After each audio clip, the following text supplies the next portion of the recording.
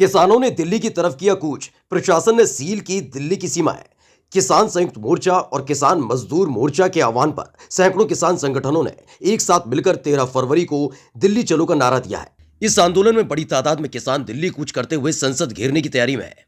MSP की कानूनी guarantee समेत कई मांगों को लेकर किसान दिल्ली पहुंच रहे हैं। किसानों को दिल्ली आने से रोकने की तैयारी भी हो चुकी है। दिल्ली की तीनों सीमाएं सिंगू, टिकरी और गाजीपुर बॉर्डर को सील कर दिया गया है। ड्रोन से निगरानी की जा रही है।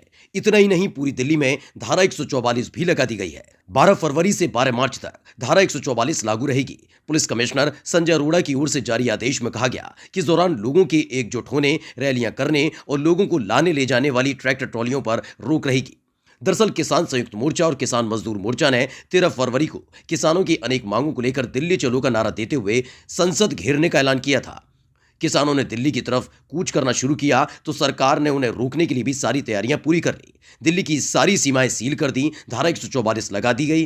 दिल्ली पुलिस प्रशासन का कहना है कि धारा 144 समाज में शांति व्यवस्था कायम रखने के लिए लगाई जाती है। इस दौरान इलाके में 4 या उससे ज्यादा लोग इकट्ठे नहीं हो सकते। दिल्ली पुलिस की ओर से जारी आदेश में बताया गया कि किसानों के दिल्ली चलो मार्च की वजह से तनाव, उपद्रव, अशांति और हिंसा फैलने का खतरा है। इसलिए सार्वजनिक सुरक्षा, शांति और कानून व्यवस्था बनाए रखने के लिए एहतियात कदम उठाना जरूरी है। दिल्ली पुलिस का यह भी कहना है कि किसानों के इस प्रदर्शन के लिए अनुमति नहीं दी गई है।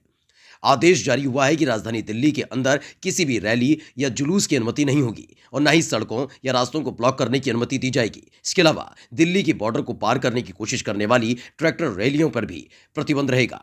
आदेश में लिखा गया है कि लोगों के इकट्ठा होने, सड़कों को ब्लॉक करने, रैली या पब्लिक मीटिंग के पर प्रतिबंध रहेगा। किसी भी तरह विस्फोटक, एसिड, पेट्रोल, सोडा वाटर, बोतल या ऐसी कोई भी चीज इकट्ठा करने या ले जाने पर रोक रहेगी जिसका इस्तेमाल खतरा पैदा करने के लिए किया जा सकता है। उत्तर प्रदेश, हरियाणा और दिल्ली से आने जाने वाली गाड़ियों की भी सख्त चेकिंग की जाएगी।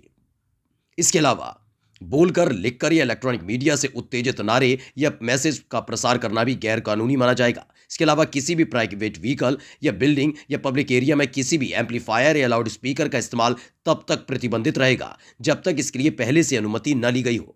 शादी समारोह के लिए भी अनुमति लेनी होगी। पुलिस की तरफ से जारी आदेश में बताया गया कि धारा 144 लागू होने के दौरान सरकारी कार्यक्रमों और मीटिंग्स पर प्रतिबंध नहीं होगा। इस आदेश में यह भी बताया गया है कि धार्मिक कार्यक्रम, शादी समारोह और अंतिम संस्कार के जुलूसों को तभी अनुमति दी जाएगी जब अधिकारियों से इसकी अनुमति मांगी गई हो। बताया गया कि अगर कोई भी व्यक्ति धारा 144 का उल्लंघन करने का दोषी पाया जाता है तो उसे आईपीसी की धारा 188 के तहत सजा दी जाएगी। धारा 188 के तहत दोषी पाए जाने पर 1 महीने से लेकर 6 महीने तक की जेल और 200 रुपए से लेकर 2000 रुपए तक का जुर्माना लगाया जा सकता है।